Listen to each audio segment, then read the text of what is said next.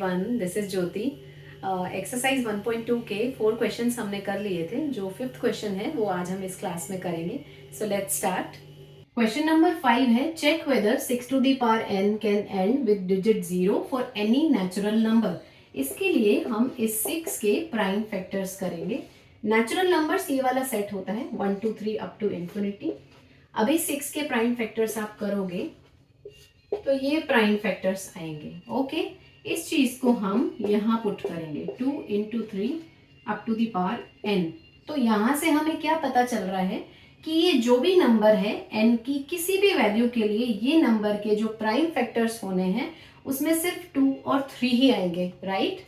अभी क्वेश्चन ये है कि n की कौन सी ऐसी वैल्यू है जिसके लिए ये रिजल्ट 0 से एंड हो जाए। तो अगर कोई रिजल्ट 0 से एंड हो रहा होता है इसका मतलब वो नंबर 5 से डिवाइड होगा। तो अगर ये नंबर 5 से डिवाइड होगा तब हम कह सकते हैं कि इसमें n की कोई ना कोई वैल्यू ऐसी आएगी जिसके लिए ये 0 से एंड होगा। लेकिन इसके प्राइम फैक्टर्स में 5 आ ही नहीं रहा है।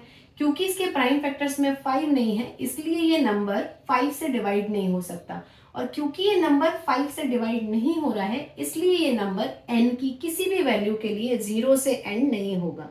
ठीक है, तो इसका मतलब है हम यहां लिख सकते हैं because there are only 2 factors 2 and 3, so by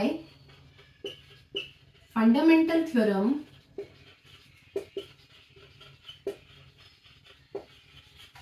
of arithmetic it is not possible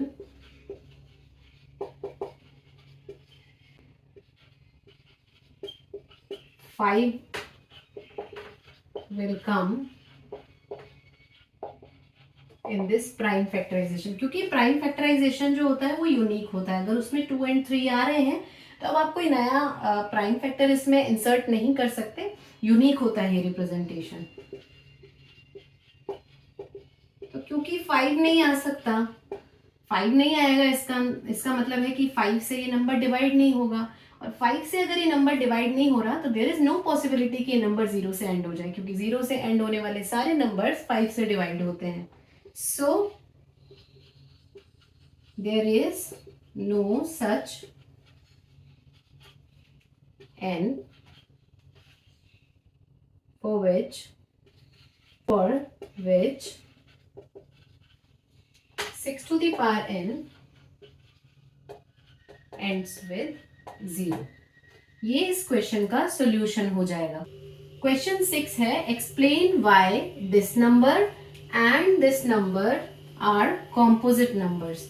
तो इसके लिए हम पहले इस नंबर को लेते हैं।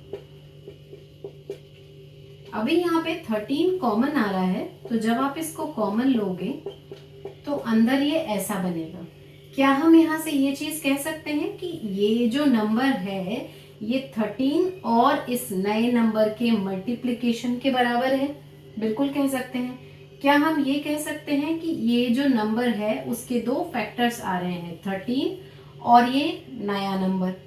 तो कॉम्पोजिट नंबर की डेफिनेशन क्या थी? कॉम्पोजिट नंबर की डेफिनेशन थी कि उसके 2 से ज्यादा फैक्टर्स होते हैं, 2 फैक्टर्स फिक्स होते हैं। वो 2 फैक्टर्स कौन से होते हैं?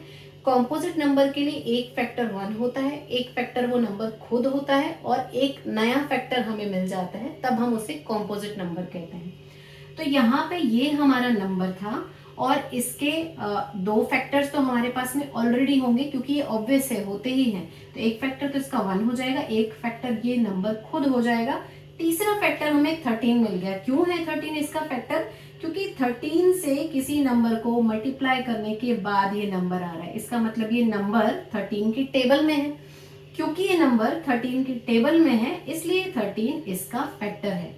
तो अब हम ये कह सकते हैं कि इस नंबर के 2 फैक्टर्स तो ऑलरेडी थे, तीसरा फैक्टर हमें 13 मिल गया, चौथा फैक्टर ये नंबर मिल गया, इसलिए ये वाला जो नंबर है इसे हम कॉम्पोजिट नंबर कहेंगे। ओके, अभी इस नंबर को देखें, 7 into 6 into 5 into 4 into 3 into 2 into 1 plus 5, यहाँ भी सेम ही चीज है, 5 कॉमन आ रहा है।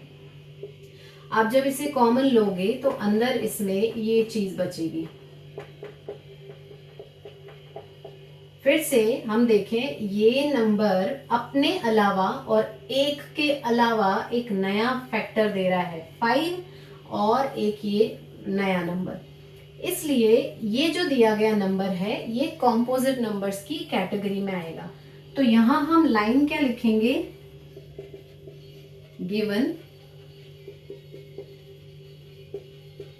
2 numbers are the multiplication of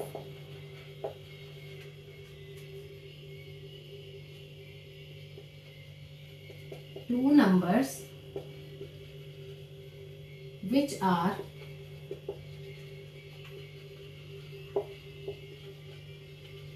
other than 1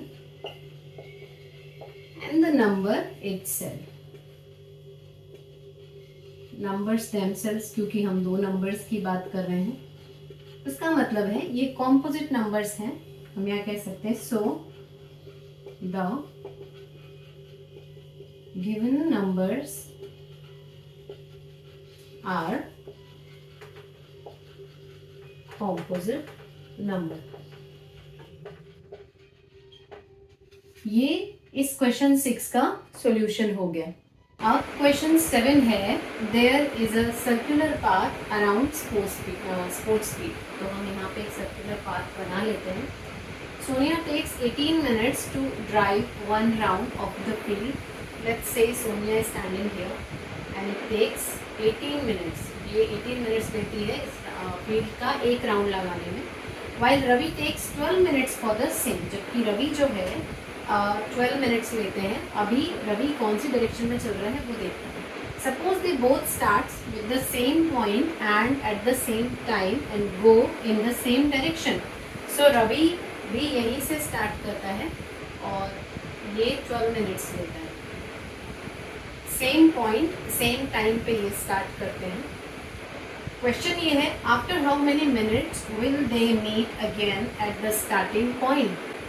इस क्वेश्चन को ऐसे समझ सकते हैं, अगर आप एक बार रवि के लिए गए टाइम को देखें, 12 minutes में ये एक चक्कर पूरा करता है, तो नेक्स्ट चक्कर वो नेक्स्ट 12 minutes में पूरा करेगा, नेक्स्ट चक्कर वो नेक्स्ट 12 minutes में पूरा करेगा। इसका मतलब ये ऐसा होगा 12 minutes, then 24 minutes, then 36 minutes। इसमें भी ऐसे ही होगा, पहला चक्कर 18 पे पूरा होगा, राइट, दूसरा चक्कर नेक्स्ट 18 पे पूरा होगा।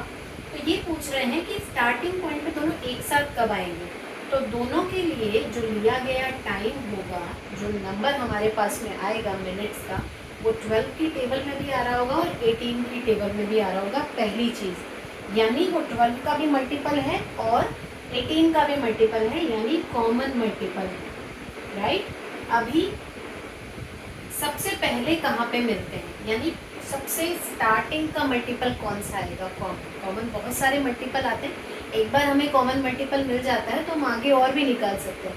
तो हमें सबसे पहला कॉमन मल्टीपल चाहिए 12 और 18 का। इसका मतलब हमें लीस्ट कॉमन मल्टीपल चाहिए। इसका मतलब हमें एलसीएम निकालना है 18 और 12 का। अब यहाँ पे हम 18 और 12 का एलसीएम निकालेंगे।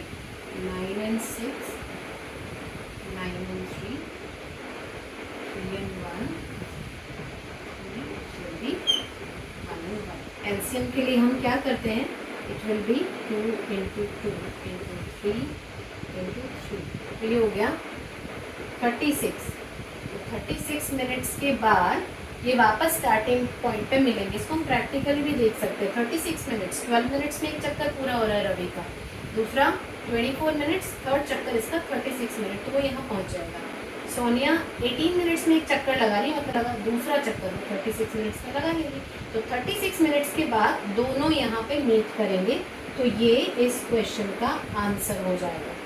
यहाँ पे ये एक्सरसाइज 1.2 का एंड हुआ। इसकी नेक्स्ट एक्सरसाइज मेरी नेक्स्ट क्लास में होगी। अगर आप कंटिन्यू करना चाहते हैं तो प्लीज़ मेरे चैनल को सब्सक्राइब करें, इस वीडियो को लाइक करें और उन लोगों के साथ में शेयर करें जिन्हें इसकी ज़रूरत है। Thank you so much for watching.